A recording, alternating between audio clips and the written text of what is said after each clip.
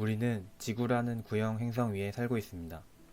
지구의 중력은 질량을 가진 모든 물체를 잡아당겨서 우리가 지표면 위에 붙어다니며 생활할 수 있도록 하고 있습니다. 뉴턴의 만유인력 법칙에 의하면 질량을 가진 모든 물체는 중력을 발생시킵니다. 이때 중력의 세기는 중력을 받는 물체의 질량에 비례합니다. 한편 뉴턴의 운동방정식에 의하면 중력과 속도는 물체의 질량에 반비례합니다. 결과적으로 하나의 행성으로부터 받는 물체의 중력과 속도는 그 물체의 질량과는 관계없다고 할 수 있겠습니다. 갈릴레이의 사고 실험이 그러한 무관계성을 잘 보여주는 예시라고 할 수 있겠습니다. 그렇다면 빛은 중력의 영향을 받을까요? 우리는 빛에게 질량이 없는 것으로 알고 있습니다. 중력과 속도가 질량과 관계없다면 빛도 중력의 영향을 받을 수 있는지 상상해 볼 수 있습니다. 만약 그렇다면 행성의 중력이 너무나도 커져서 빛조차도 빠져나올 수 없게 된다면 우리 눈에는 어떻게 보일까요? 이것이 바로 블랙홀의 개념으로 향하는 질문이 됩니다. 앞서 설명한 질문은 1784년 존 미첼이라는 목사가 검은 별이라는 논문을 통해 역사상 처음으로 논하고 있습니다. 미첼은 뉴턴의 중력법칙, 뉴턴 광학의 빛 입자설, 레메르가 발견한 광속의 유연성의 개념을 바탕으로 사고실험을 진행합니다. 야구공을 하나로 던져봅시다. 반드시 중력에 의하여 지상으로 다시 떨어질 것입니다. 하지만 야구공을 훨씬 빠른 속도로 던지면 지구를 탈출할 수도 있을 것입니다. 이것이 바로 탈출 속도의 개념입니다. 탈출 속도보다 빠르게 던지면 공이 행성을 탈출할 수 있습니다.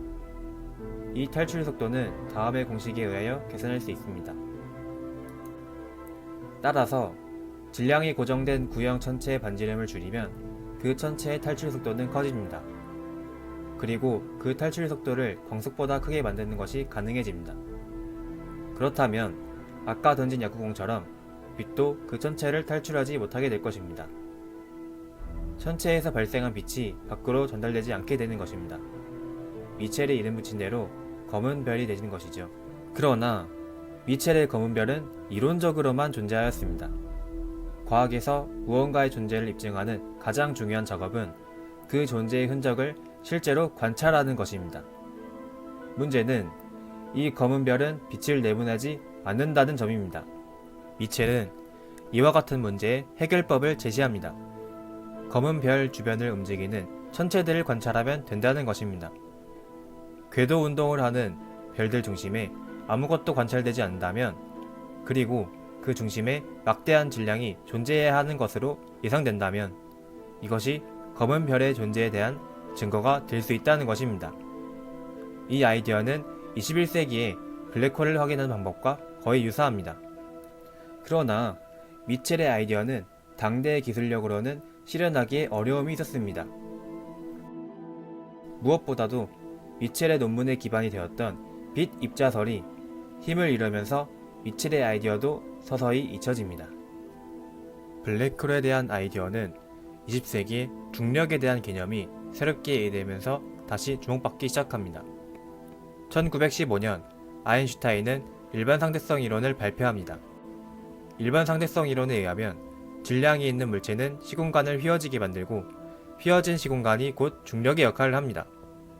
물체는 시공간의 특지선을 따라서 움직이려고 하는 경향이 있고 이러한 경향성이 곧 중력으로 보이게 되는 것입니다.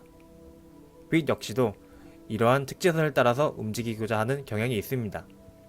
아인슈타인의 중력방정식은 1916년 슈바르츠 실트에 의하여 풀어집니다. 슈바르츠 실트는 일반 상대성 이론을 활용하여 별의 반지름이 작아져서 탈출 속도가 빛의 속도가 되어버리는 한계 반지름을 구합니다. 이것을 슈바르츠 실트 반지름이라고 합니다. 슈바르츠 실트 반지름 아래의 것들은 빛을 포함하여 아무것도 빠져나오지 못합니다. 블랙홀의 존재가 다시 예언된 것이었습니다. 블랙홀의 존재에 대한 생각은 초기에는 별로 인정받지 못했습니다. 특히 일반 상대성 이론의 아버지인 아인슈타인 본인이 별로 좋아하지 않았습니다. 당시의 과학자들은 모든 것을 삼키기만 하고 내보내지는 않는 비대칭적 존재를 달가워하지 않은 것 같습니다. 그러나 블랙홀에 대한 연구가 계속되면서 블랙홀로 추정되는 전체가 많이 발견되었습니다. 1964년 100조짜리의 시그너스 X1이라는 전체가 발견됩니다. 이 전체는 아주 강한 X선을 내고 있었고 주변의 항성들을 공전시키는 중심이 되고 있습니다. 이러한 X선은 블랙홀에 빨려 들어가는 가스들로부터 발생하는 것으로 설명할 수 있습니다. 이외에도 K사와 같이 블랙홀을 통해 잘 설명될 수 있는 천체 관찰 결과가 많이 등장하면서 블랙홀의 존재는 천문학계에서 널리 인정되는 편입니다. 그렇다면 블랙홀은 어떻게 만들어지는 것일까요? 사실 블랙홀이 되기 위한 조건은 질량 하나만은 아닙니다. 천체의 크기가 중요합니다. 예를 들어 지구 역시도 자신의 질량을 유지하면서 알사탕만한 크기로 줄어들 수 있다면 블랙홀이 될 수 있습니다. 문제는 지구를 이렇게까지 작게 만드는 것이 불가능하다는 것입니다. 블랙홀은 질량이 매우 큰 별이 사망하게 되면서 발생합니다. 건강한 별은 핵융합 반응에 의한 팽창력과 중력에 의한 수축력이 균형을 이룹니다. 그러나 죽은 별은 핵융합 반응이 멈추게 되면서 중력 수축이 폭발적으로 이뤄집니다. 이 중력 수축이 매우 강하게 발생하면 블랙홀이 됩니다. 오펜하이머의 계산에 의하면 별의 죽음 이후 초신성 폭발 때 중심부의 질량이 태양 질량의 3배 이상이 되면 블랙홀이 된다고 합니다. 이렇게 되려면 죽기 전 별의 질량은 태양의 25배보다 커야 한다고 합니다. 이번엔 블랙홀의 구조에 대하여 살펴보겠습니다. 블랙홀 그 자체는 부피가 0이고 밀도가 무한대인 존재입니다. 실제로 부피를 차지하는 것은 블랙홀 주변의 공간이라고 할 수 있습니다. 슈바르츠 실제 반지름은 탈출 속도가 광속이 되는 반지름입니다. 이 반지름에 의하여 생기는 구표면을 사건의 지평선이라고 합니다. 슈바르츠 실제 반지름의 2.600쯤 되는 반지름을 광자포획 반지름이라고 합니다. 광자포획 반지름 아래로 들어간 빛은 블랙홀 아래로 빨려 들어갑니다. 그래서 어둡게 보입니다. 이것을 블랙홀 그림자라고 합니다. 슈바르츠 실제 반지름의 3배쯤 되는 곳부터 블랙홀 주변을 도는 가스들이 존재합니다.